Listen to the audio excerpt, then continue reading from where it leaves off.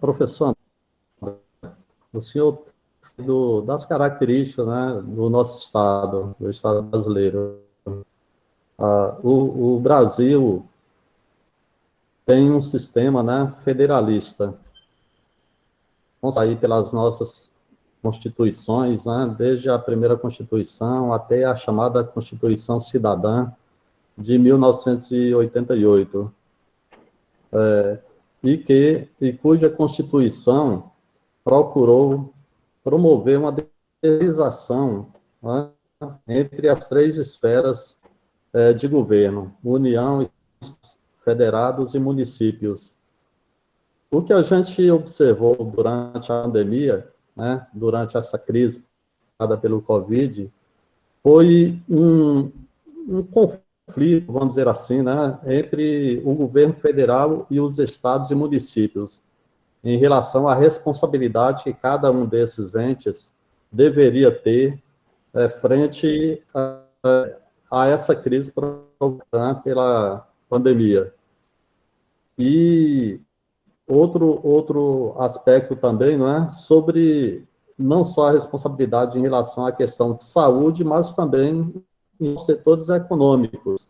A gente viu aí como, e estamos vendo como está sendo esse embate, né, entre o presidente da República com os governadores e prefeitos em relação ao fechamento, né, de setores econômicos, das atividades ONGs, inclusive, né, troca de harpas, de acusações sobre quem é responsável pelo desemprego, né, pelo fechamento das empresas e assim por diante.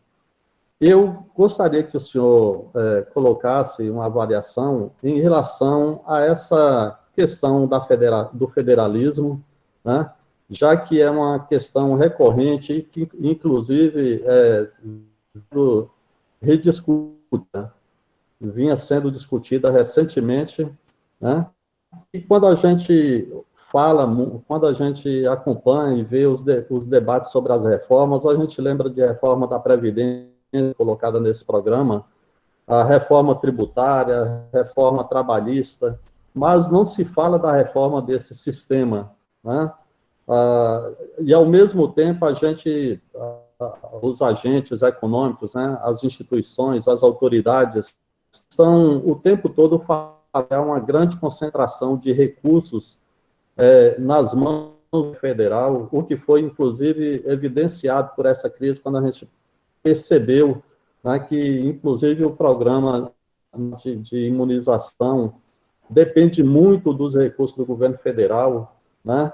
Eu perguntaria ao senhor, pediria que o senhor comentasse, fizesse uma avaliação sobre esse sistema e se estaria no momento de, quem sabe, né, fazer uma discussão séria de fazer um novo desenho, um novo modelo nessas relações, né, e estabelecer, quem sabe, um novo pacto federativo para o Brasil.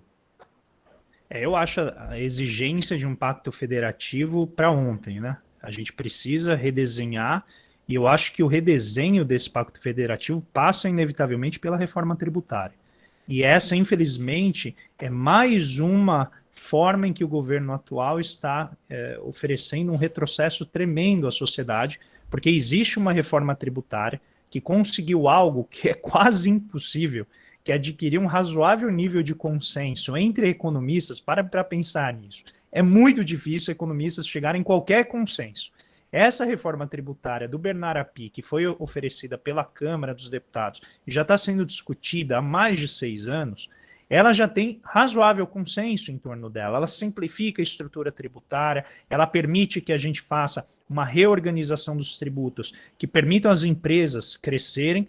Só que o atual governo decidiu engavetar essa reforma tributária e oferecer uma reforma fatiada, porque, primeiro, eu acho que o Paulo Guedes quer colocar o nome dele na reforma tributária, para dizer que ele que fez essa reforma tributária, e com isso ele faz uma simplificação apenas de PIS e COFINS, que é uma simplificação super necessária, ninguém discorda disso, mas chamar isso de reforma tributária, porque ele simplificou um imposto e criou um outro, que seria esse Imposto sobre Consumo de Bens e Serviços, né, o CBS, eu acho muito limitada em face daquilo que a sociedade já vem construindo perante o Congresso há bastante tempo. Então, isso certamente é um elemento de retrocesso importantíssimo. Segundo, porque essa reforma tributária não avança no aspecto importante, que é a tributação das altas faixas de renda do nosso país. Que, repito, os mais ricos no país são aqueles que pagam menos impostos, são aqueles que têm a maior forma de auxílio emergencial corrente do governo, que é acumular muita riqueza. Isso não é apenas o caso brasileiro, tá? Mas certamente que no caso do Brasil isso é um fator acentuado.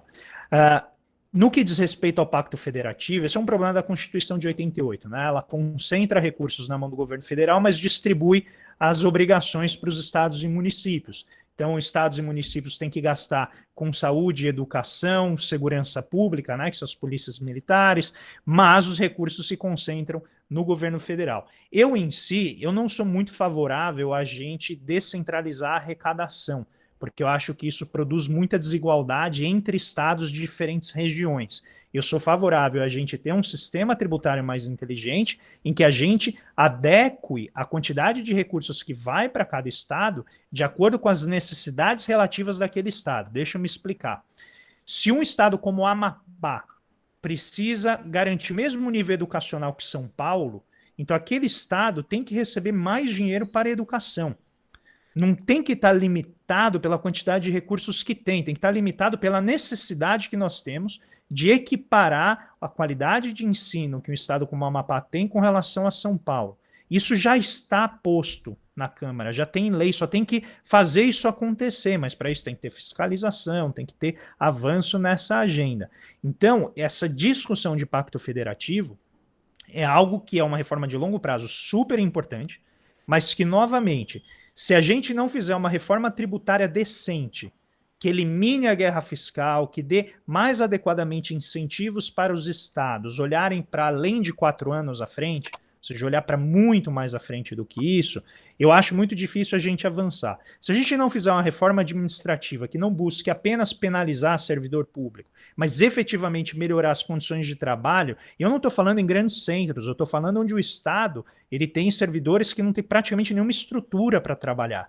Eu estou falando em garantir, né, que o IBAMA tenha pessoas adequadas para poder fiscalizar a maneira como a gente lida com a natureza. Eu estou falando de estrutura do Ministério Público para poder fiscalizar o uso do dinheiro. Eu estou falando de todo o conjunto do Estado que garante a lisura dos processos.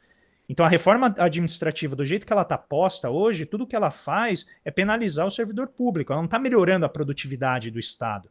E esse é um outro ponto, né, que eu queria salientar. Nossa elite não quer discutir a produtividade do Estado. Ela não tem interesse, tudo que ela quer é pagar menos imposto. Não à toa, o Paulo Guedes, quando ele fala da reforma administrativa, ele só fala de economia de recursos. Mas deixa eu explicar algo para quem está aqui nos assistindo. Esse não é o papel de uma reforma administrativa. Não é economizar recursos, é gastar melhor. Então não tem nada a ver com poupar. Isso quem faz é política fiscal, é por meio de gasto, teto do gasto, se vocês quiserem, que eu acho terrível, acho uma coisa de uma irracionalidade tremenda que está sufocando hoje investimento em áreas essenciais da economia. Tem viaduto caindo no país porque a gente não consegue fazer manutenção por causa do teto de gastos. Tá? Eu acabei nem salientando aqui na conversa. Mas, finalmente, eu vejo com muito bons olhos a reforma política necessária, que a gente discuta esse modelo, que hoje produz uma infinidade de partidos e torna muito instável a capacidade do governo federal de implementar suas políticas, o que acabou, na minha visão, servindo bem à sociedade nesse momento, com um governo como esse, mas quando a gente tiver governos mais propositivos, isso tende a gerar uma série de problemas para a execução de políticas econômicas. Então é necessário que sejam revistas. Então, nesse sentido, novo pacto federativo com a reforma administrativa e a reforma tributária e uma reforma política que consiga levar os interesses da sociedade de maneira mais representativa para as casas legislativas, né, o Congresso, para que a gente possa executar efetivamente um plano de longo prazo de desenvolvimento para o país.